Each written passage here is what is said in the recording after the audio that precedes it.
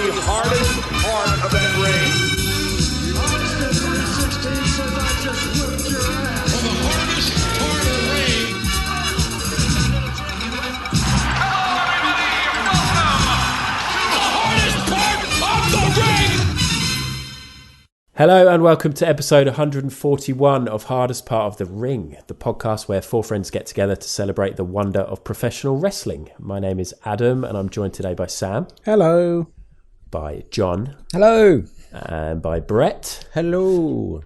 And the last episode of this podcast, if you missed it, it was a couple of weeks ago. It was volume 7 of The Undertaking, which was all very lovely. Sam, off the top of your head, can you remember what we spoke about in that episode?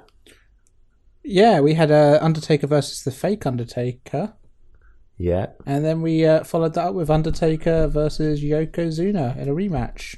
Best big man in the business. Well, was, I guess. Maybe still is. Things are spicing up. Things are spicing up over on The Undertaking. So if you haven't started that series, then by all means go and have a listen. We're 7 volumes deep. But tonight, we start a new series. A new... what's the word for a collection of episodes? A mini-series? Yeah. We don't a mini-series. We don't want to reuse the word series, again, do we? Series. No. Yeah, let's workshop this live on the pod. Like a compendium. Ooh, that makes it sound grand. That makes it sound long. Makes it sound a bit culty, though, doesn't it, as well, I think? Like, nothing good comes from a compendium. Okay. It's just like death spells and... We're doing some episodes about a particular subject away from the day-to-day of wrestling in 2021. Nothing to do with Shane O'Mac versus Braun Strowman coming up at WrestleMania. None of that kind of stuff. We're going back into the past because we've got a brand new compendium series, mini-series, and it's called Follow The Feud. The fact is, Rock, you got the WWF title, and I want it. You have become the New York Yankees. You're going to be damaged goods, just like Elizabeth. You don't listen to the yes movement. I will never fight my own flesh and blood. Sean, you were in on that? Fucking idea. Nigga, no place. God's my fucking witness. Follow the feud. Follow the Feud. And you'll be very delighted. Very delighted? Yes, you'll be very delighted to hear, listeners, that we have somebody else taking the reins today. As you all know, Sam has The Undertaking as his baby. Follow the Feud is going to be presented to you by John. Hello. Hi, John. How's it going? Good. Why don't you explain to people what this idea is? It was your idea. You wanted to do it. If it's terrible, everybody's going to complain to you. What is it? Well, it's basically just stealing Sam's idea and just tweaking it slightly. So follow the Feud is where we go through some of the big stories and feuds in wrestling by rewatching the key matches and events, following the story from the beginning through to the conclusion. And we're starting with Daniel Bryan versus The Authority, which roughly encompasses like 2012 to 2014. I love the idea that you think you've stolen my idea, as if the idea of let's just look at the history of something is some great original concept. My only frame of reference for anything, Sam, is this podcast. So if anything happens outside of this podcast, I'm not aware of it. Okay, right. And why do you think you settled on this feud? Because as soon as you came up with this idea, when we were talking about different ideas for the pod moving forward, you said you wanted to do Daniel Bryan versus The Authority. Well, it's extremely self-centered, really, because the conclusion of this feud kind of got me back into wrestling. It's a great storyline with some great matches as well, which helps. And it's also quite interesting because it's one of the examples people use of how fans' feedback changed WWE. And hopefully we'll see that as we progress through the story. That's such an interesting point, because I think this feud here actually kind of marks a generational shift with WWE from kind of stories being told to fans to fans really having an input on how stories develop. So this first episode is just going to be like a little prologue where we're going to be setting the scene and seeing where our hero Daniel Bryan is at the start of this feud. Cool. I mean, before we get into it, actually, I guess it might be quite good to sort of say, obviously you're a fan of this, you say this is when you start getting back into wrestling. I'll put it out there. I haven't watched any of this before. I wasn't watching at all. I got back into wrestling in like 2015, mostly down to you guys. And we have done rewinds, but we tend to go further back than this, don't we? We go back to the 90s or maybe early 2000s or something like that. We haven't watched any of this stuff in the past. So it's great because there's, if we're going to talk about CM Punk, I've barely seen any of him. And this run that Brian was on, I've never watched back, and I've never even discussed. I haven't read his book, and I want to learn. So you're going to teach me, John. Yeah, well, I wasn't watching wrestling at this point either. It was only the sort of combination of the WrestleMania 30, which we'll get to at the end, which got me back in, really. It's insane that this was nearly 10 years ago now. Yeah. Wow. What about you, Brett? Were you watching this? No, I wasn't. This is all new to me as well.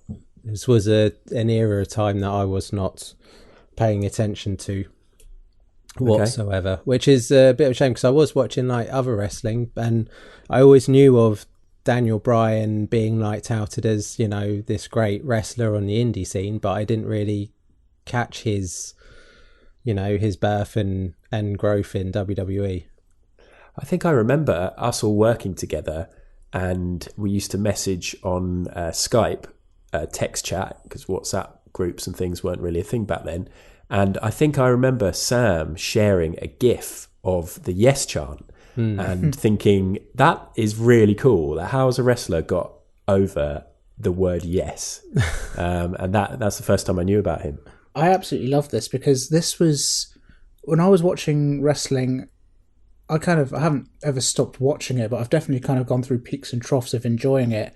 And going into 2012 was very much like a low point of wrestling for me, where I was just a little bit like, I'm bored of this. I'm kind of sick of seeing the same thing again and again. And this story was the shot in the arm that I think kind of wrestling really needed. Yeah, I know WWE get criticised for doing these authority sort of storylines quite a lot. And they definitely went through a period where it felt like they were doing it all the time with like Raw general managers and stuff. But I think they are very good at it because you do hate WWE. So having them as the bad guy makes sense. Yeah. Cool. Well, should we have a little break and then get into it? Yeah. Let me tell you guys, that's the hardest part of the ring right there. That's where that steel goes down and a lot of, I'm going to tell you, you don't want to land right there. Okay, so our hero story begins where all great stories begin signing for WWE. Bryan signed for WWE in 2009, although actually technically he did sign for them. He re-signed in 2009. He signed for them briefly in the 2000s, but he was only there for a couple of years. He was in one of their promotional little developmental promotions. Got released after 2 years. After his release, he became huge on the indie circuit, picking up titles all over the world, including New Japan, WXW, which I had no idea about he was over there for, and played a big part in the rise of Ring of Honor. Little fun fact, he won the junior tag titles in New Japan. Can you guess who his partner was? Current wrestler on AEW. By that time, I think he was going as a weird name like Curry Man or something like that. I think I read. Oh, Christopher Daniels. Christopher Daniels. Yeah, well done. I had no idea about that. Curry Man was great, by the way. Really? When are we going to do Follow the Feud Curry Man edition? Yeah. Oh, we should We're going to do a whole undertaking stuff. Christopher series. Daniels thing, like, because he took part as Suicide in TNA. Like, yeah, he was awesome. I do love Christopher Daniels, but yeah, I haven't watched any of that old stuff. And so anyway, so he re-signed for WWE in 2009. It's quite a big deal at the time. So he was such a big star on the indie circuit. He spent some time in developmental wrestling in NXT and made his debut on Raw in May 2010, but was fired in June for being too violent. He strangled a referee with a tie. Yeah. WWE fired him for it. There's a lot of talk on whether this was death. No. It was just he survived. But if you find the clip of it, it's quite hard to find. It does look pretty brutal. Like the referee sending it like a champ. there's a lot of talk online whether him being fired was a work or whether it was legit. No one really knows for sure, but he did work like independent shows during this time, so it feels like it wasn't a work, because I don't think he'd be allowed to do that if it... Yeah, no, I think it was a legitimate firing, because I remember watching this live, and he literally, I don't know if it was a referee or it was someone, got a tie. Justin Roberts, I think it was the ring announcer. He got the tie and just started killing him. It was great, really. Ring announcer, so you can understand having grief with a ref, but not the ring announcer. This was it. Was that the whole? I can't remember if it was the Nexus or NXT or whatever they were calling themselves turned up. They literally dismantled the ring as like their first thing. And like no one had ever seen this before in wrestling. Was it just the ring crew? Sort of. They kind of. I think they come out and they think they beat the living crap out of John Cena. Like this whole group of people who no one's ever seen before or heard of. Oh, almost sounds as good as Retribution. Yeah, well, he wasn't fired for long because they rehired him like a couple of months later in time for SummerSlam. Because he's too good. Yeah, I think he was actually on John Cena's team against Nexus at SummerSlam. So once he came back to WWE, he quickly won the United States Championship off The Miz, sort of kicking off that huge feud that still goes on today. And went on to have feuds with Cody Rhodes and eventually losing the belt to Sheamus. But all was not lost, as he would go on to win the hallowed briefcase at Money in the Bank 2011 and started a feud with the then champion and hardest part of the ring favourite, Mark Henry. Viscera. Could you imagine? Papa Shango. So it's also around this time that he started to become sort of storyline involved with AJ Lee. So they were sort of dating, as it were, and that she played a big part in his early career, as we'll see a bit later. He would cash in the briefcase at TLC in a triple threat match against Mark Henry and Big Show to win the belt, and became the first ever wrestler from NXT to win a world championship. Oh, great fact. Yeah. So was Daniel Bryan actually in NXT proper, or was because I know it was all a bit confusing at the start. You know a bit about this, don't you, Sam? Yeah, it's ambiguous because kind of I think the first 4 or 5 seasons, like NXT was like a weird seasonal, not a game show, but certainly not the kind of actual wrestling show that we have today. So you had didn't have weird challenges and tasks in it. Yeah, for sure. It was really odd stuff. Definitely, it was kind of like a weird sequel to Tough Enough, basically. So you had like NXT rookies and WWE pros, and they were kind of like, it was an elimination game show thing. Right. Weird. So Brian came through that, but yeah, because whenever you see sort of lists of like most successful NXT alumni, obviously you've got like Charlotte and Roman Reigns and Seth Rollins and Big E and people like that, but I can't remember seeing Brian in there, but I suppose it sort of counts. Anyway, I'm not questioning your research, John. It's definitely counting, guys. It's on this document I'm reading right now that I put together. So anyway, after he won the World Championship from Mark Henry, his character started to turn. He started to come towards the dark side. He became really arrogant and overconfident, and was kind of being really mean towards AJ as well. Meanwhile, a plucky young Irishman called Sheamus wins the Royal Rumble and declares that he will face Daniel Bryan for the Heavyweight Championship at WrestleMania 28. Definitely the Royal Rumble from now on. Roy Hodgson, that's what he'd call it. Leave Roy the Boy alone, come on. So it's here that we join our hero. He's been in WWE for just under a couple of years. He's won a couple of belts, so he's doing all right. And he's about to defend his newly won Heavyweight Championship against Sheamus on the grandest stage of them all. A good luck kiss from AJ to Daniel Bryan. Oh man! A front kick by Sheamus! A hook of the leg! He did it! Oh my God! Sheamus is the world champion! So, match. We'll quickly go through the key points. So, bells ring. We just heard it all. Yeah. That's what happened. There's Daniel Bryan gets a lucky kiss from AJ, and then Sheamus just bro kicks him in the face. 1, 2, 3. Over and done with. And again, not knowing anything about this was great. Sitting down last night thinking, right, let's do the research. Let's watch the matches. We've got to get them out of the way for the pod. Do my prep. Boom. Yes. And as Brett said to me just before this, John needs to do more of this stuff if the matches are going to be this late. I was over the moon, John. I was like, I even like, because I had to watch this while working, so I actually missed the kick because I didn't know what was going to happen. Like the bell ring, I just look down, do a little bit of drawing, look up, and it's over, and I'm like, what? So, fun fact about this match is this is very much proof that the WWE propaganda machine works, because in my head I had it that kind of, my memory of this was AJ purposely gets up onto the apron and kisses Daniel Bryan to distract him so that Sheamus can kick him. And I swear that's how Michael Cole and WWE would spin this story in years gone by. Yeah. And so I just believed them, but no, this is Daniel Bryan's fault. Oh, totally. Because the bell rang, like the bell rings and he's like, no, wait, I need to go get a kiss. Yeah. It was totally on him. I agree. Silly. It's totally on him. You dropped the ball. Yeah. Man technician. You should have been on it. But was this a match that people were hyped for? Because obviously you hear some boos and things, or some cheers, because people are not necessarily that fussed about Daniel Bryan. But were people, you'd imagine people would be hyped for this, and it was the first match, and then for that to happen. There's quite a big pop when Sheamus hits that boot. And I don't know whether that's just because of the sheer shock of it, but I was surprised at the pop because Sheamus, I'll be honest, I've got a bit of a soft spot for Sheamus. And I didn't watch this WrestleMania at the time. I watched it a few years ago for the first time. And I saw this was the first match, and I was really excited because I love Daniel Bryan. I like a bit of Sheamus. I thought it was going to be hard hitting, loads of grappling.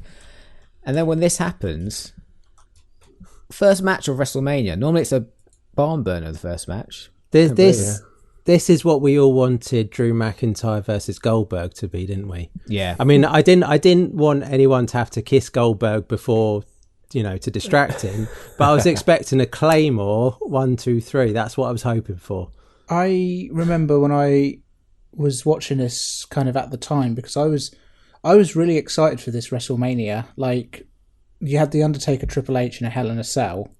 You had The Rock versus Cena, and you had CM Punk versus Jericho.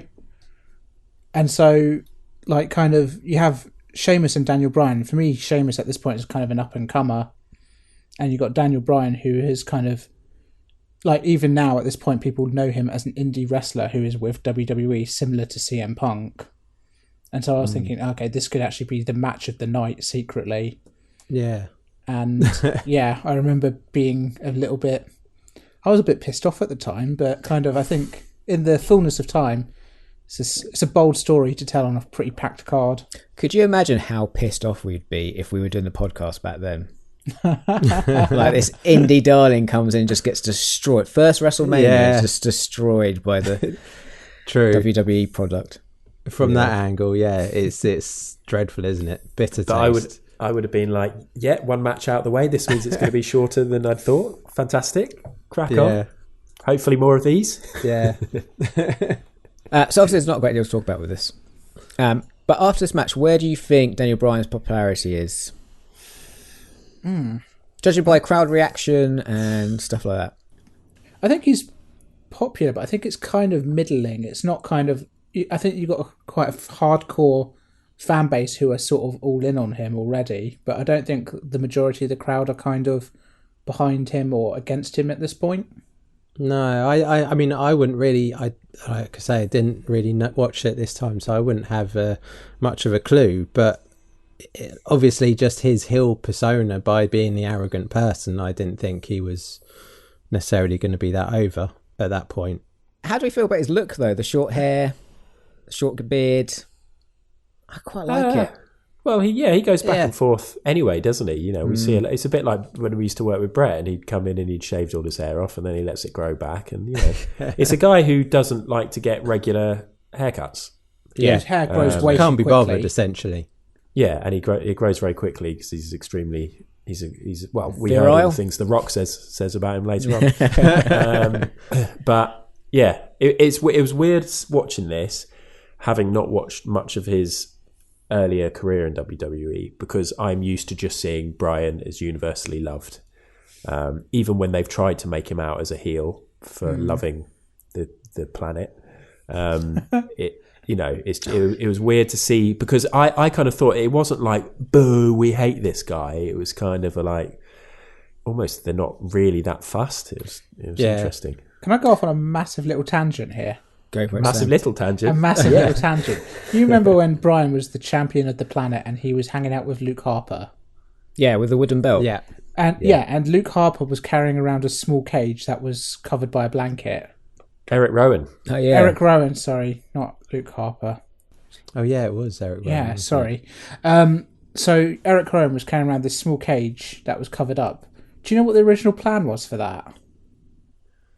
Oh, I feel like I heard this recently, but I can't remember. It wasn't going to be horrific, was it? It's insane. Well, he was going to have a little girl in there the whole time, and the whole idea was that he was protecting her from the horrors of the world.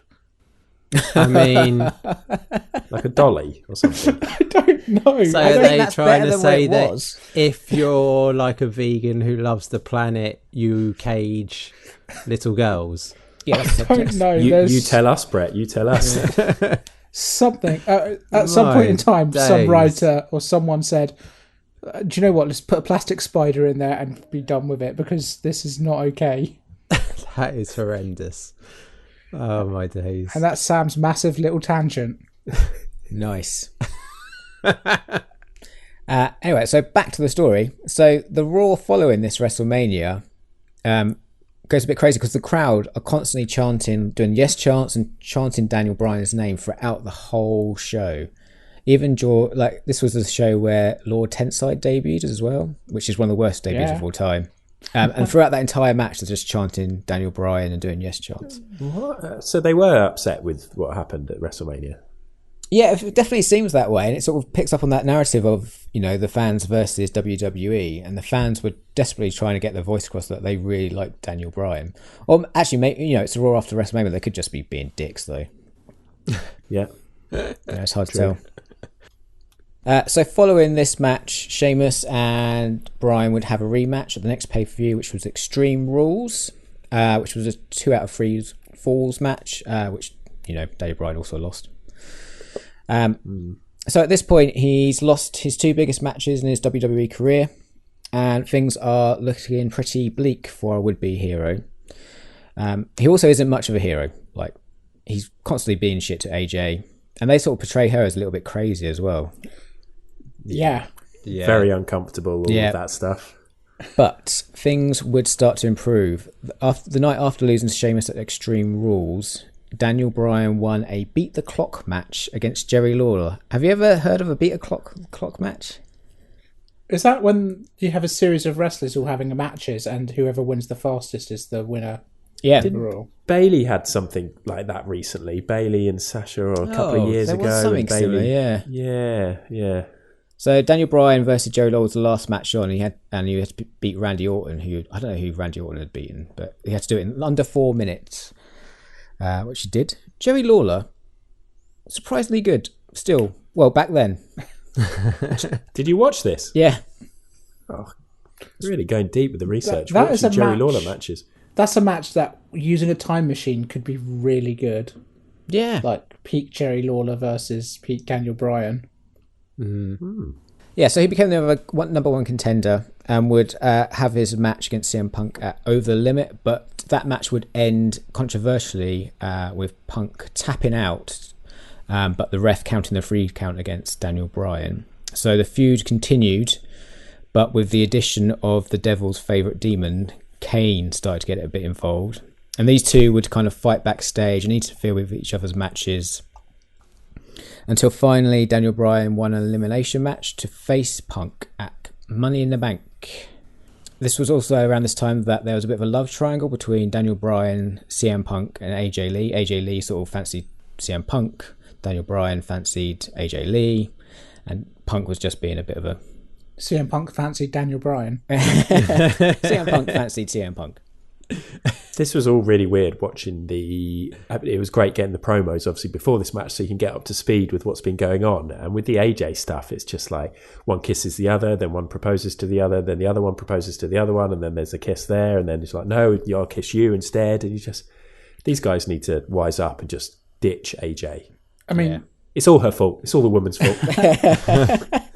You've been listening to Michael Cole again, haven't you, Adam? We could go into quite extreme detail about AJ Lee's career and kind of how it affected the women's revolution, because it's incredibly pivotal in all of that. But that's another Follow the Feud right there.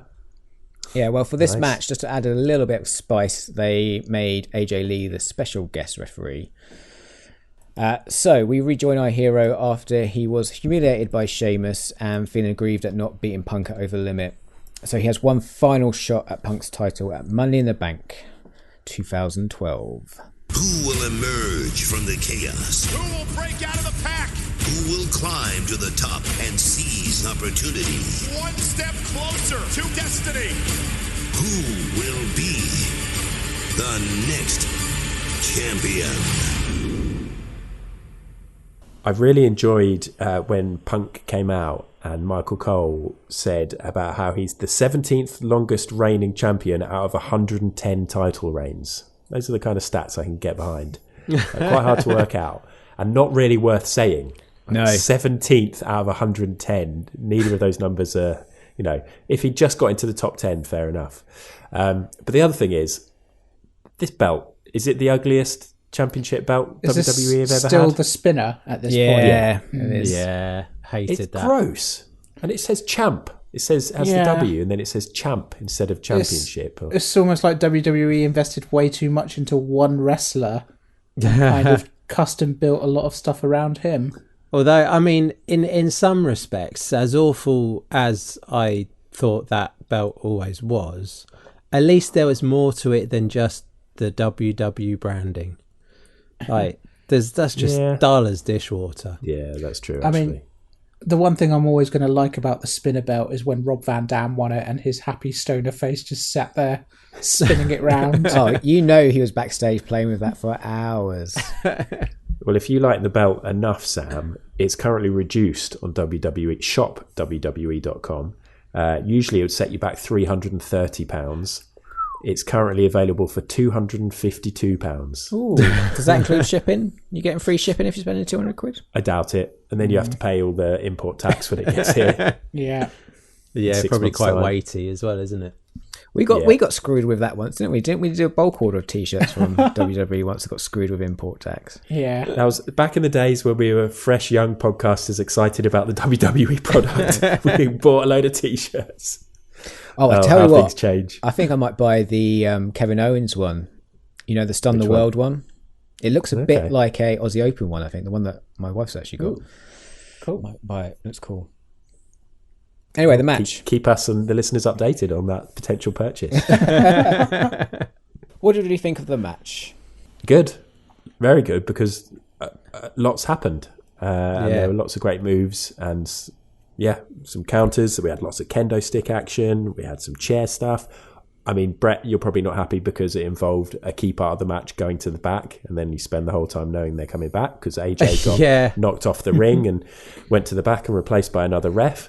Totally. I have to say though, like for an no DQ match, what have you, where they were going to involve weapons, I really like this because they kept on avoiding them. Like they kept on ducking and thingy, and so which was quite good for two wrestlers as talented as this. It was like, we're going to introduce them, but we're not going to actually use them for ages because we're both too good, too quick.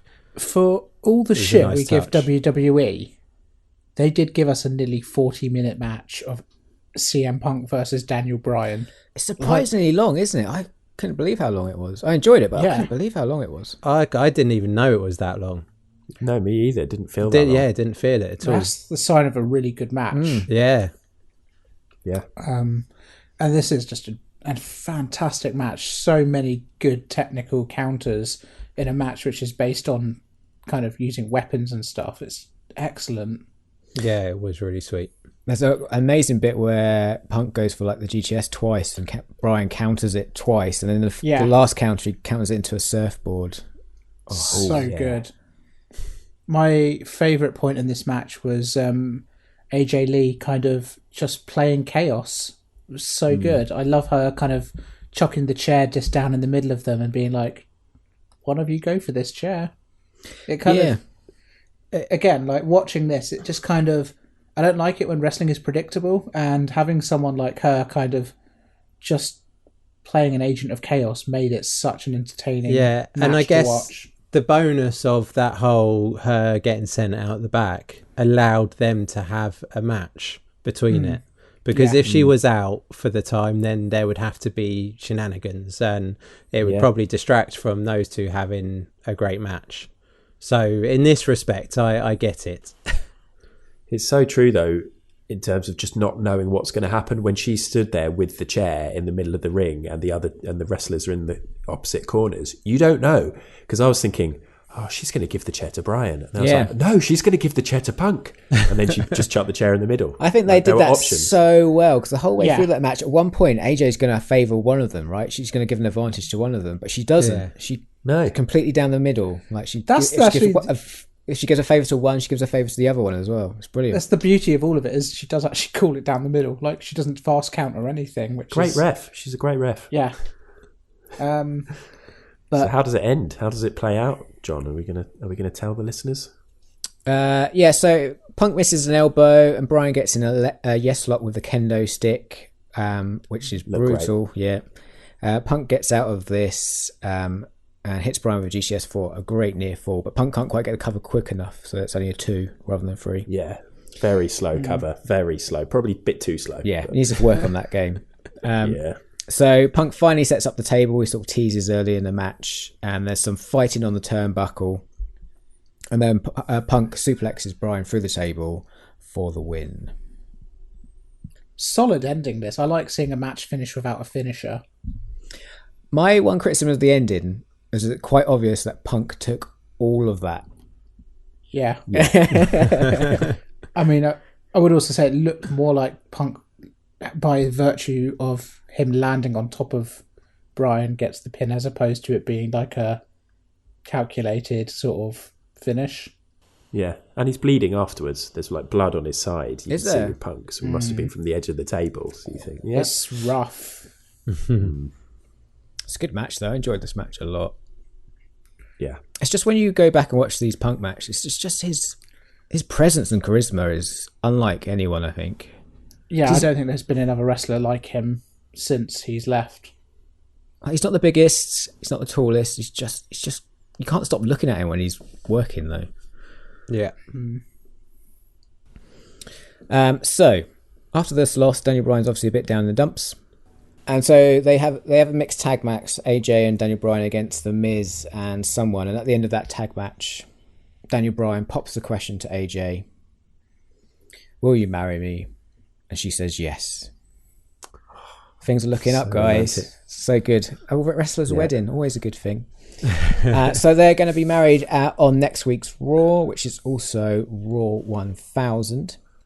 I was delighted when I saw this, John, when John sent around the list of things we needed to watch in preparation, and it was just Raw and the date. And then when I saw on the list of Raws, it was Raw 1000, I thought, yes. And I even watched a bit at the start. I watched some other bits and bobs. They had some fun stuff, classic WWE, like bringing back old people. But yeah, it was fun. Does anyone else, when kind of like looking at the running order, see a lot of the AJ and Bryan stuff and just think it's AJ Styles getting married to Daniel Bryan? Could you imagine how pissed off AJ Styles would be about that? I think he would find that really difficult. What about Wendy? Gosh, Wendy. So jealous. Oh, it's fine. Joe will calm her down. Yeah, so we join the happy couple on what should be the happiest day of their life. Yeah, wrestling weddings always go well. Always goes well. I enjoyed this segment. I actually hate, I watched the AEW wedding segment with Kip Sapien. Hated it. I hate wedding segments. Not funny. Not good. This was so good. I think I agree with you, actually, John. Did you see the bit beforehand where AJ was getting ready? Yeah. And obviously they talked about her mental problems again. But the visitors to the door, the people that were going past in the corridor, that was great, because we got to see Hacksaw Jim Duggan. In ring gear, belly out. Yeah, he didn't look fully good. He loaded very on vodka, I reckon. Very saggy. But the highlight was definitely Mae Young with her now grown-up handsome, which was just a guy like a geeky looking guy in a massive hand costume. It's so funny. You just totally skip past like Roddy Piper Yeah. and little Yes. Jimmy. Sorry, Little Our Jimmy. truth. Write that Yeah, one little down. Jimmy was there on camera. Unbelievable. Sort of. Skipping. Yeah. And also before another Raw 1000 thing, they had Charlie Sheen calling in live on Skype. Yeah. On a terrible webcam as well. Yeah. God. Anyway, sorry, carry on. The wedding. The To wedding. set the scene. So there's obviously it's all set up in the middle of the ring. We find out that Slick is going to be the official. We've discussed about him before. Does Slick have previous doing wedding stuff, or is this kind of... I wonder if he's now like a preacher. Or Right. was his gimmick he was part of a preacher? Was he a preacher? Quite easy, isn't it, to become a preacher, particularly in America, from what I've heard. There are a lot of people I've heard on podcasts who've just registered to do it so they can marry their friends. I mean, it might be fairly easy here. But yeah. Okay, Yeah. fair. I mean, Jerry Lawler makes some standard divorce jokes. Shocker. He's got previous. He knows what he's talking about. Daniel Bryan comes in to his theme music in a white suit. And then AJ comes out to the wedding. Is it Wedding March? Is that what that song's called? In a nice wedding dress. They had white mic stands and white microphones. Everything was white, wasn't it? Everything was white, yeah. AJ also had her cons. Yeah, she Wedding did dress have a and Converse boots. I like that. I like that a lot. Strong look. Yeah. My favourite bit of everything we've watched in this episode happens next when Slick starts doing the ceremony and there's some what chants and he handles them like an absolute pro. Yeah, he does. Daniel and AJ have chosen all of you to witness this most sacred ceremony. My friends, I need to tell you something. Marriage, I said marriage is a sacred institution. Marriage should not be entered into lightly. Marriage is between two unadulterated, totally in love people. Well, I was a bit worried when Slick came out. I was like, oh, he's not been on TV for a long time. How's he going to handle this? He knocked that out of the park. So funny. He did. And AJ is trying so hard not to corpse as well. So they do the vows, and just AJ says yes, but then there's a dramatic pause. She says yes to another man. Dun dun dun. When this music hits, it's such a moment because you're like, get the fuck out. Get the fuck out. So we hear Vince's music. We do, and the big man And comes out on. comes Vince. And what is it he says? He's there to introduce the new Raw general manager. Who is? It's AJ. That's who she was saying yes to. Yeah. A business proposal. Which is weird because Slick has asked the question about, are you going to marry Daniel Bryan? Yeah. So, you can't She's say you're answering effectively another probably question. married to Daniel Bryan. I'm not going to go in after this and say to my wife, when I said I do, I was actually replying to somebody who said, do I like shreddies in the morning of my wedding? And the answer is, I do like shreddies. Oh. And I'm going to have shreddies for the rest of my life, not you. That's not going to work, is it? When I said to my wife I do, I meant I do want to do a podcast for the next 5 years about wrestling. Yeah, I don't know why I went down the shreddies route. Anyway, AJ gets out the ring and leaves Bryan at the altar. He loses his shit, starts screaming no at everyone. That was great. For ages. I love it. Yeah. Just Through a keep going. commercial break. Commercial break. Yeah. It's just going. And that's Brilliant. an American commercial break. That's a good 5-6 minutes. Yeah. Yeah. CM Punk comes out and just rubs his face in it, gives him all sorts of shit.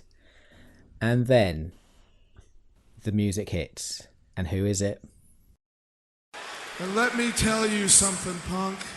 Not only am I better than you, I am the greatest WWE superstar of all time. You hear me, Punk?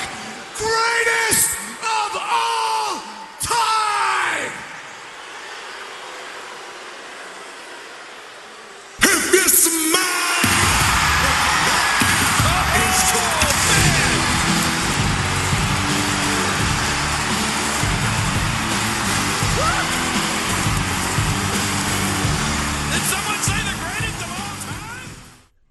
The Rock. The great one.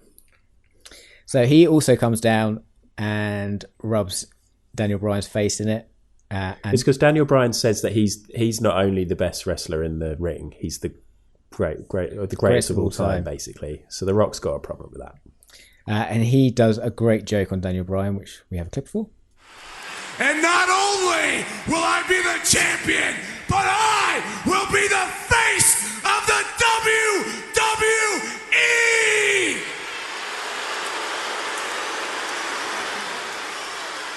The face of the WWE. Is that what you're saying? That The Rock is looking at? Is that what you're saying 15,000 people are looking at right now? No. What we're looking at is this. We're looking at what would happen if a homeless lumberjack banged an Oompa Loompa.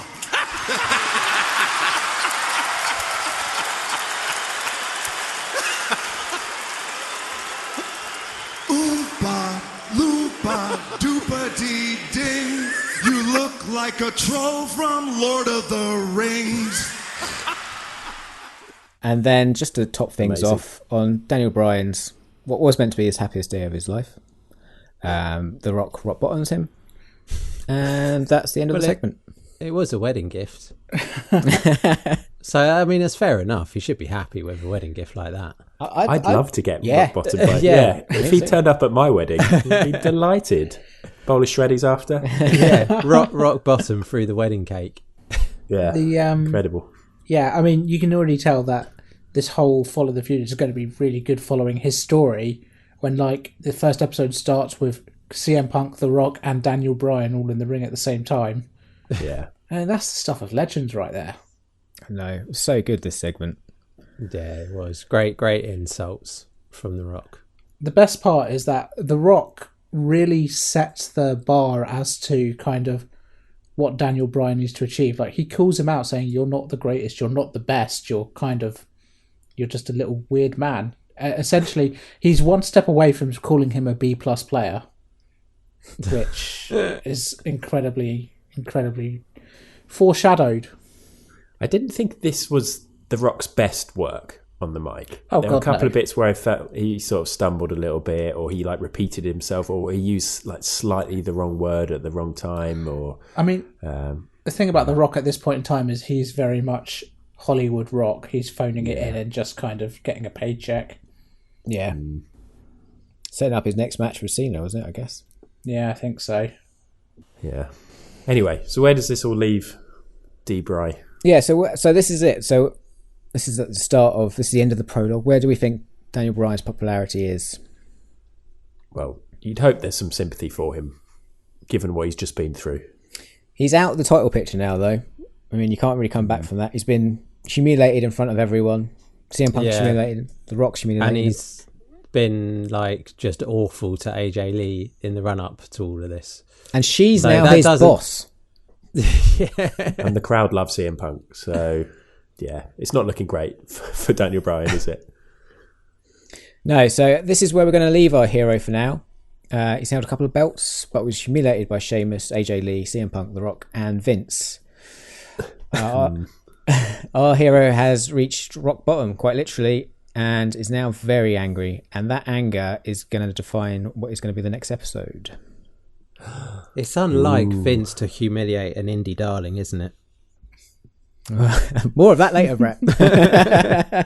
What's really interesting as we progress through this, like just the language the commentators use to describe Daniel Bryan is they call him nerd, goat boy. They really Michael Cole especially is so integral to the Daniel Bryan story. It's really interesting. But we'll see more of that later. I can't wait to see how it all develops, because I've been wanting to go back and watch all this stuff at some point. You just never get around to it. So the fact that you're curating the best way for me to experience this, John. Yeah, that's amazing. Yeah. Next episode's going to be a lot of fun, actually. There's some really funny raw stuff in the next one.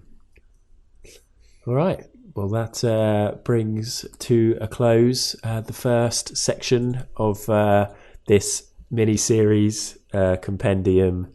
Incredible feat that will be Follow the Feud. Thanks, John, for doing all that research. That was great. Thanks, guys, for listening. That was amazing. Yeah, loved it. Okay, so we'll be back I think we're coming back next week, right? We basically, I think some people will have heard on the last podcast that we were going to be coming back with a review of AEW Revolution because we all thought it was the weekend that just happened. It wasn't, of course. So that is this weekend. I think it'll be fun. We haven't done a pay-per-view review for a while, and AEW has obviously been doing some interesting stuff, although they've been using a lot of very old talent, and talent is stretching it. I mean, Shaq is having a match. Oh, yeah. Week. Oh, no. Yeah, that's going to be pure car crash. We've got all sorts of oldies Sting getting involved. Sting, Tully Blanchard. Oh, yeah, Tully's getting in the ring this week, isn't he? AEW are using a lot of old talent. They've just hired the Big Show as well. And meanwhile, WWE have actually pulled up a couple of trees in the last few weeks with their title picture. Yeah, I haven't... I saw a picture, and I haven't read it because I've been doing the research for... But is our man, Bobby Lashley, now champion? I reckon we should probably avoid that conversation unless we spoil Raw for people. Yeah. Also, I don't want to spoil because people might come back and listen to Follow the Feud in the future, and we'll look like idiots because Lashley might have the best run, if he won, of all time. I mean, 100% we can cut this out of the pod, but I'm really excited for Lashley being champ. Genuinely. I just totally had Lashley in the wrong year again. Picked him in the draft. I thought they're going to do what they're doing with him now, but they didn't. Just think, the main event of WrestleMania could be closed by someone being put in a full Nelson. Oh my! The only move I can do. But AEW wise, because I got sent this list the other day. In ring, although is Tully in ring? Yeah, so in ring this week in AEW, so on Dynamite and at the pay-per-view, you've got Jericho who's 50, you've got Matt Hardy who's 46, you've got Tully Blanchard who's 67, Sting is 61, Shaq is 48, and then in the corner you've got Arn Anderson who's 62 and Jake the Snake 65. Jake's not going to get involved, so I think that's fine. I mean, yeah, I don't have a problem with these people being in the corner of people. No, but they're just relying on a lot of nostalgia there, and WWE get pelters for that. Yeah, it feels like it's just this is what TNA did when old Bischoff and Hogan got involved. They just brought in the old guys and destroyed it. Sting looked all right though when I watched him last week. I thought because I was like, oh my god, I don't want to see Sting wrestle. He's older than the Undertaker, but he looked all right. Yeah. Anyway. Find out what we think about AEW Revolution on the next episode of Hardest Part of the Ring, episode 142 that will be. In the meantime, we have some contact details, which the lovely Brett will provide to us. Yes, people can send their emails to hardestpartofthering@gmail.com. If anyone uses email anymore for contacting people, more likely you're going to use social media, as most people do. We are on Instagram, Facebook and Twitter at Hardest Part Pod. Lovely jubbly. Well, thank you very much again to John for putting in most of the legwork and research there. And I think this is going to be a lot of fun following Daniel Bryan and his feud against the Authority. So until next week when we're back with AEW Revolution, it's been a pleasure to podcast with the three of you. Goodbye, Sam. Goodbye, Adam. Goodbye, John. Goodbye. And goodbye to Brett. Bye. That was the hardest part of the ring. That is the hardest